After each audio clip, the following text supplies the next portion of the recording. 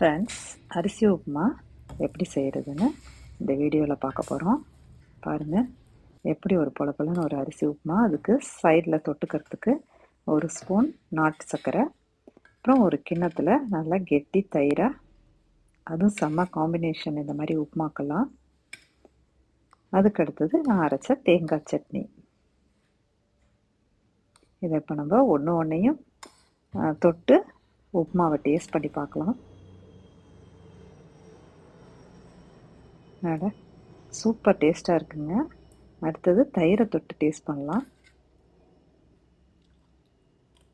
அதுவும் செம்ம டேஸ்ட்டாக இருக்குது. இப்போ நாட்டு சர்க்கரையை வச்சு அதையும் டேஸ்ட் பண்ணி பார்க்கலாம்.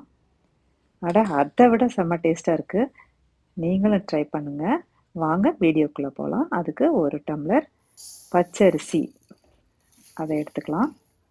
எந்த அரிசி வேணாலும் எடுத்துங்க, ரேஷன் அரிசியாக இருந்தாலும் ஓகே தான். 2 ஸ்பூன் பாசிப்பருப்பு அதை அதில் சேர்த்துருங்க. இப்போ ஒரு 5 மினிட்ஸ் இதை நல்லா வறுத்து விட்டுக்கலாம். பருப்பையும் அரிசியையும் நல்லா வறுத்துக்கலாம். 1 ஸ்பூன் மிளகு, 1 ஸ்பூன் ஜீரகம், இது ரெண்டையும் இதோடு சேர்த்து அதையும் ஒரு 2 நிமிஷம் வறுத்துக்கலாம்.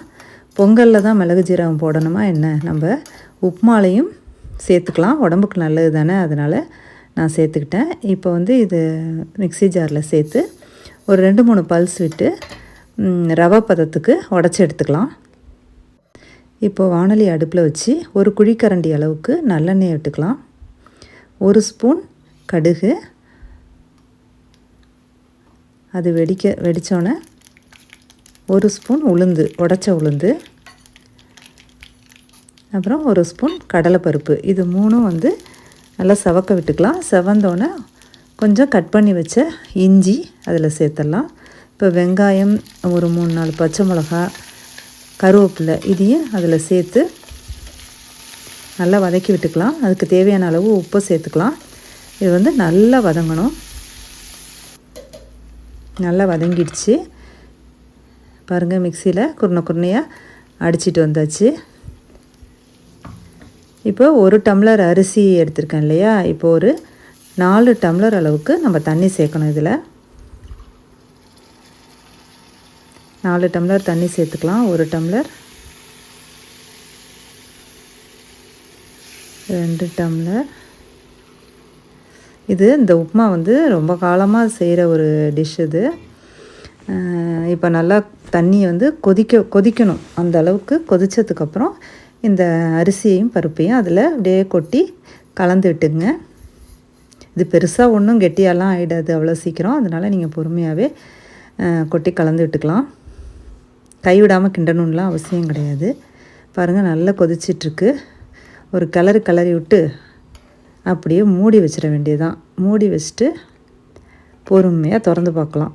ஒன்றும் இது அடியெல்லாம் பிடிக்காது. இப்போ நம்ம சட்னி அரைச்சிட்டு வந்துடலாம். தேங்காய், 2 பச்சை மிளகா, கொஞ்சம் இஞ்சி துண்டு, ஒரே ஒரு பூண்டு, கொஞ்சம் சால்ட்டு, அவ்வளோதான் சேர்த்து மிக்ஸியை அரைச்சிட்டு வந்தால் தேங்காய் சட்னி ரெடி ஆயிடுச்சு. அதை ஒரு கிண்ணத்தில் மாற்றிக்கலாம்.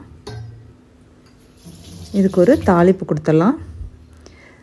கொஞ்சம் எண்ணெயை ஊற்றி கடுகு, உளுந்து, கருவேப்பிலை போட்டு அந்த சட்னியில் கொட்டிடலாம். எப்போவுமே தாளித்த சட்னி தான் டேஸ்ட்டே.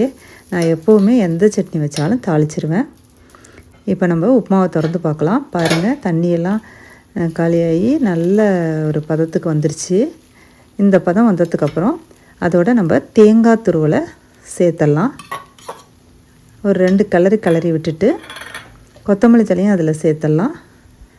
2 கிளறி அப்படியே நீங்கள் ஆஃப் பண்ணிட்டீங்கன்னா ஆறுனோன்னே அப்படியே பொலன்னு சூப்பரான உப்புமா ரெடி ஆகிடும். அரிசி உப்புமாவே ஒரு டேஸ்ட்டு தான். நிறைய பேருக்கு அரிசி உப்புமா ரொம்ப பிடிக்கும். பாருங்கள், இந்த மாதிரி செஞ்சு அப்படியே அடுப்பை ஆஃப் பண்ணிவிட்டு ஒரு மூடியை போட்டு ஒரு 1/2 hour விட்டுட்டிங்கன்னா அதுக்கப்புறம் சூப்பராக பொலன்னு ஒரு உப்புமா நம்மளுக்கு கிடச்சிரும். மூடி வச்சிடலாம். இப்போ நம்ம பிளேட்டில் பரிமாறுறோம். பாருங்கள் எப்படி இருக்குது உப்புமான்னு. இதுக்கு சைட் டிஷ் நான் முதல்ல சொன்ன மாதிரி வெல்லம், அதாவது நாட்டு சர்க்கரை, தயிர், தேங்காய் சட்னி, இதுதான் அதோட காம்பினேஷன்.